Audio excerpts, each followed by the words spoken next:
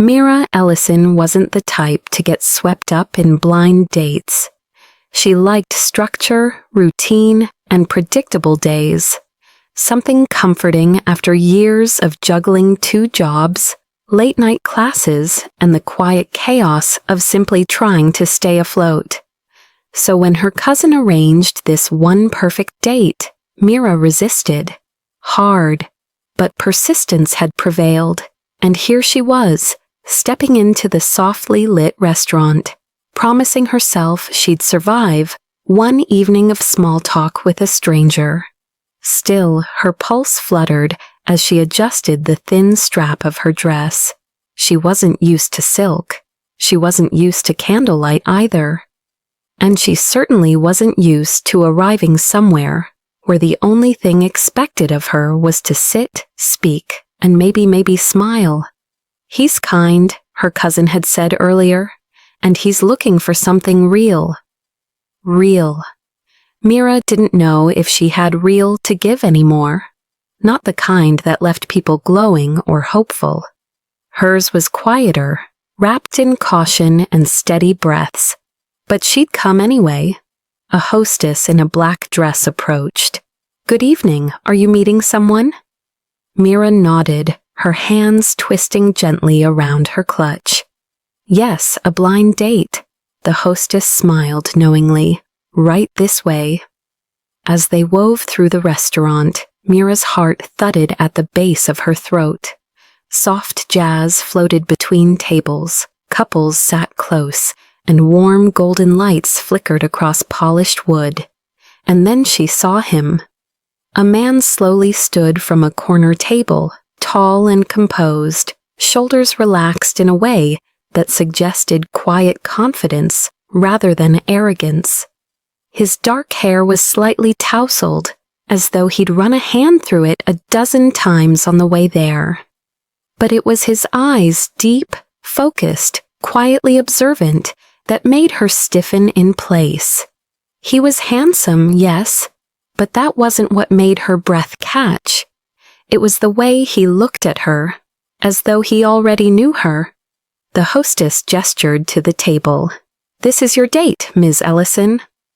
Mira swallowed as the man extended his hand with a warm, deliberate smile. "Good evening," he said. "I'm Rowan Vale. Rowan Vale." She didn't know the name, but something in the way he said it made her feel like she should. "Mira," she managed, placing her hand in his. His grip was firm, steady, gentle. "Mira Ellison." "It's a pleasure," Rowan said, and something in his voice felt too genuine for a first meeting. She sat, smoothing her dress as Rowan returned to his seat. The table was set simply dark wood, a single candle, 2 crystal glasses. Not extravagant, not flashy, surprisingly intimate. Rowan waited a moment before speaking. "I know blind dates can be uncomfortable," he said with a careful smile. "So let's start easy. How was your day?" "Long," she admitted. "I almost canceled." He let out a soft laugh, low, warm, unexpectedly relieved. "Me too." Mira's brow lifted. You don't seem like you'd get nervous about things like this." His smile softened. "I'm better online than I am in person." She blinked, confused. "Online?" Rowan hesitated for a fraction of a second. "I mean, in messages, I talk too much. Typing gives me courage." Something about the phrasing snagged in her mind. Typing, courage, nervousness. For a moment, a familiar warmth flickered at the edges of her memory. A stranger she'd been chatting with for weeks under the username Northstar87. A stranger who was surprisingly thoughtful, surprisingly funny, surprisingly real. No, it couldn't be. It made no sense. She didn't even know his name. Still, curiosity nudged her. "So, you talk to people online often?" "Not really," Rowan said, rubbing the back of his neck. "Just one person lately." Her breath stuttered. "Oh, He nodded, looking down with a shy smile that didn't match his crisp suit or confident posture. She's different, smart, a bit guarded, but her honesty. He exhaled. It's rare. Mira's stomach tightened. It was too much of a coincidence. Desperately, she steered the conversation away. So what do you do for work? He hesitated again, only this time. The hesitation was heavier, like he was choosing his words with the precision of a man who spent his life being careful. I own a company, he said simply. She laughed gently. That's vague. Intentionally, he replied with a small grin. So you're avoiding the question. I'm trying not to scare you away in the first 10 minutes. Mira's eyebrows lifted. Scare me?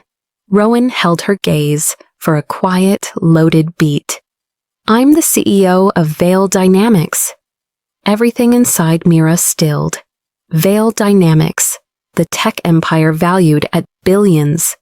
The company whose founder rarely gave interviews. A name whispered through articles about innovation, power, and impossible success. She'd seen it, read about it, never imagined sitting across from the man behind it. You're Rowan Vale, she whispered, stunned. Guilty, he said sheepishly. I was hoping to ease into that. Mira exhaled shakily. I didn't expect this. His expressions softened with unmistakable sincerity. I don't expect you to treat me like anyone other than the man sitting across from you. She didn't know how to respond. Her heart was a whirl of shock, nerves, and something deeper she tried to ignore. Rowan's voice lowered. I asked to meet you. She froze. What do you mean? He leaned forward slightly, elbows resting lightly on the table, eyes glowing with a truth he'd held too long. I fell for someone online weeks ago, he said quietly, and tonight I asked your cousin for a blind date because I prayed it was you. Mira's breath trembled, her vision blurred at the edges. Her pulse pounded. Rowan waited, his expression open and vulnerable in a way no billionaire should ever allow himself to be. Mira, he whispered, please tell me I didn't make a mistake. For a long suspended moment, Mira couldn't speak. Rowan Vale billionaire, tech genius. The man splashed across business articles was looking at her not with arrogance or expectation, but with quiet and fragile hope. The kind of hope she'd only ever seen in messages from North Star 87. The man who made her laugh at midnight. The man who listened. The man who somehow made her feel seen without ever seeing her face. She swallowed hard, fingers curling around the stem of her glass. Rowan, if you really fell for someone online, how do you know she's me? His answer was immediate, steady, and unbearably sincere. Because you speak the same way she does. You pause before answering. You choose words like you're afraid of being misunderstood. His voice softened. And your eyes look exactly how her messages felt.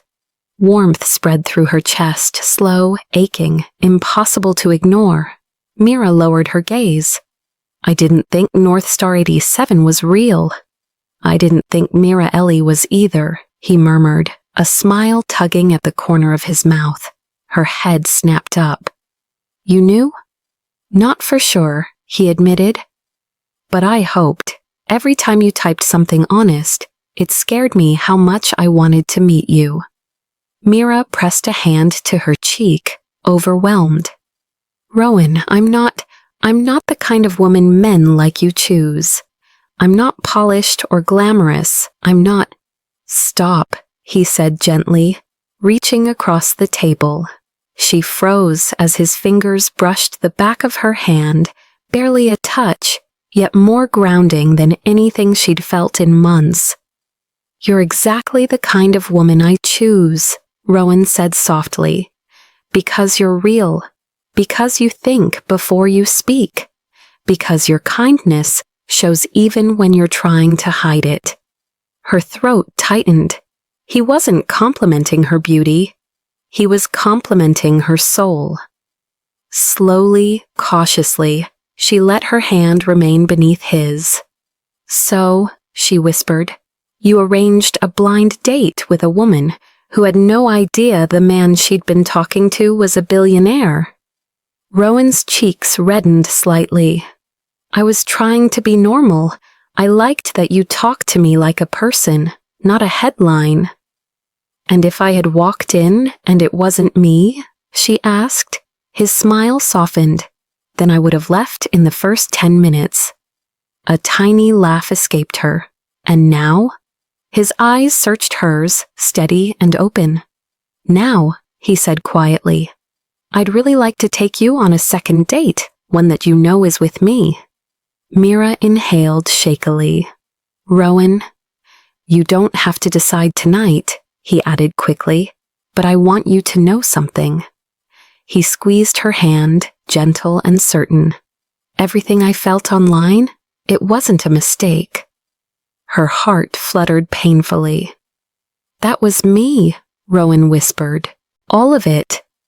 The restaurant around them faded into soft blur, the candlelight, the murmured conversations, the slow-moving waitstaff. All Mira could see was him, sitting across from her, with a truth so raw she felt it, like warmth spreading through her ribs. Finally she spoke, voice barely above a breath. "I want a second date too." Rowan's entire posture shifted, shoulders relaxing, eyes warming, a soft smile blooming that she suspected very few people had ever seen. "Then," he said gently, "this wasn't a blind date after all." Mira smiled, feeling something she hadn't in a very long time hope. "Maybe," she whispered, "it was the start of something we were both searching for."